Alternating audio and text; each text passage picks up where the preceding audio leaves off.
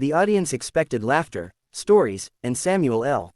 Jackson's unmistakable charm, the kind of electric warmth that usually fills a studio the moment he walks in. As the band finished its upbeat intro and the applause swelled, Samuel strode out with that familiar swagger, waving casually, soaking in the cheers like a veteran who knew exactly how much love the room held for him.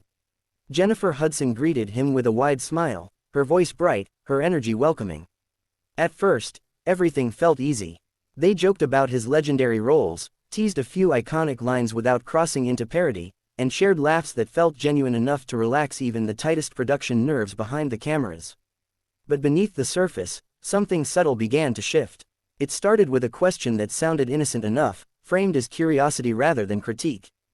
Jennifer leaned forward slightly, eyes warm, asking about how Samuel felt being labeled, once again, as the go-to voice of intensity and authority in Hollywood.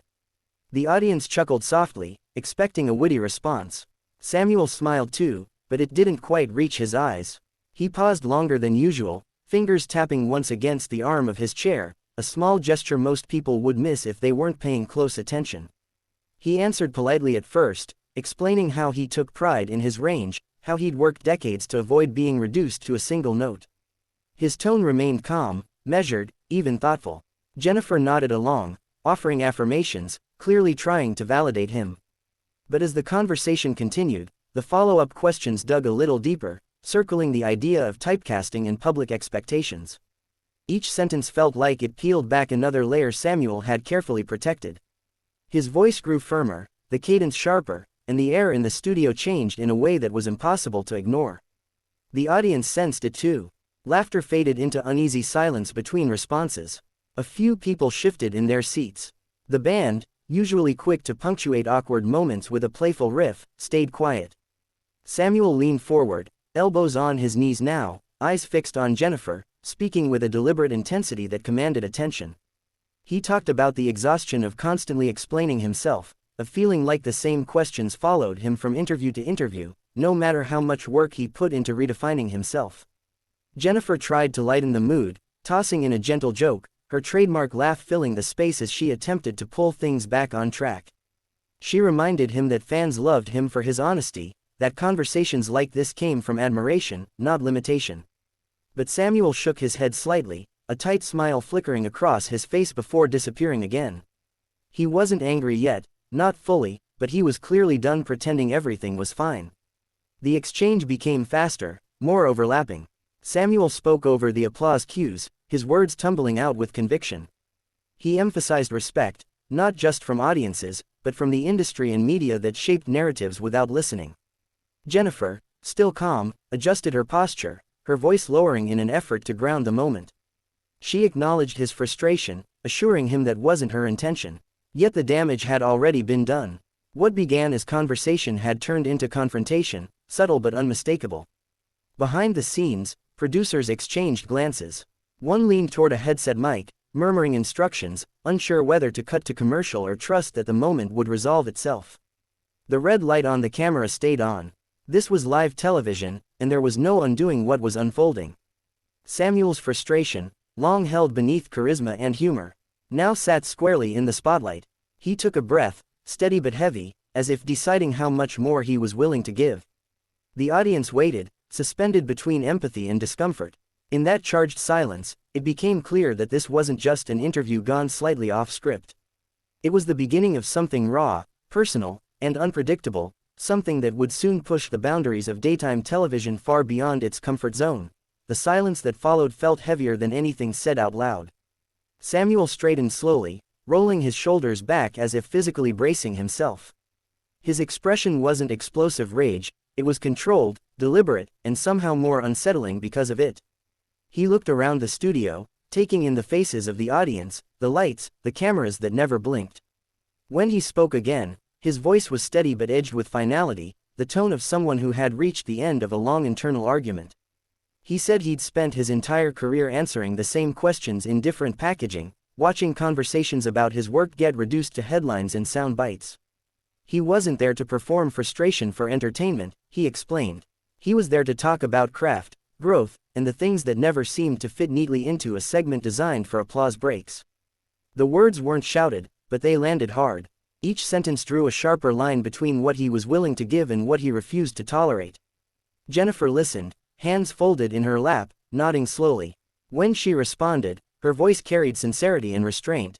She apologized if her question had felt dismissive and clarified that her intention was to celebrate his legacy, not confine it. She reminded him, and the audience, that the show was a space meant for open conversation, even when it became uncomfortable. For a moment, it seemed like that might be enough. The tension softened just slightly, like a knot loosening but not disappearing. Then Samuel stood up. The movement was sudden enough to draw a collective gasp. Chairs shifted, a few audience members instinctively clapped before realizing applause didn't quite fit the moment. Samuel took a step away from the chair, gesturing broadly toward the stage, the cameras, the entire setup. He spoke about boundaries, about knowing when to walk away instead of letting a moment define you. Jennifer rose halfway from her seat, one hand lifting as she gently asked him to wait, to sit back down so they could finish the conversation together. But Samuel shook his head. He wasn't yelling. That was the part that made it feel irreversible. His voice dropped lower, firmer, as he said some conversations weren't meant to be resolved under studio lights. He muttered a final line, sharp, frustrated, but not obscene, and turned toward the wings of the stage. The director's voice crackled urgently through headsets backstage. Within seconds, a producer approached him, speaking quickly, trying to de-escalate while respecting his space. Security followed, not forceful, not dramatic, but unmistakably present. They guided him gently but decisively toward the exit as cameras awkwardly tried to reframe the shot. The audience sat frozen, unsure whether to boo, applaud, or remain silent.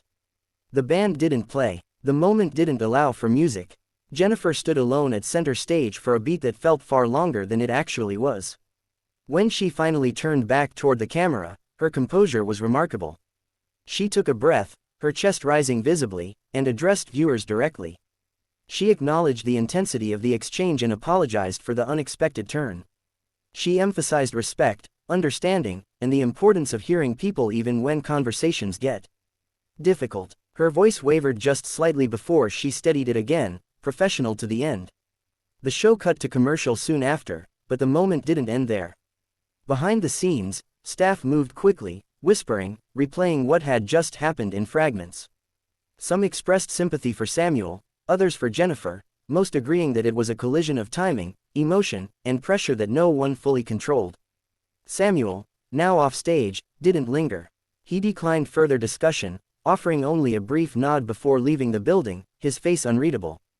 By the time the show returned, social media was already ablaze. Clips spread in real time, slowed down, analyzed, framed from every possible angle. Some viewers praised Samuel for standing his ground, calling his walk-off a powerful statement. Others criticized the move, arguing that live television demanded restraint. Jennifer, meanwhile, was applauded for her grace under pressure, many noting how calmly she handled a moment that could have spiraled far worse. What lingered most wasn't the argument itself, but the uncomfortable truth beneath it, that even polished stages and friendly couches can't always contain real frustration. Long after the lights dimmed and the audience filed out, the question remained, not about who was right or wrong, but about how often moments like this are hidden until they finally spill into the open, live and impossible to ignore.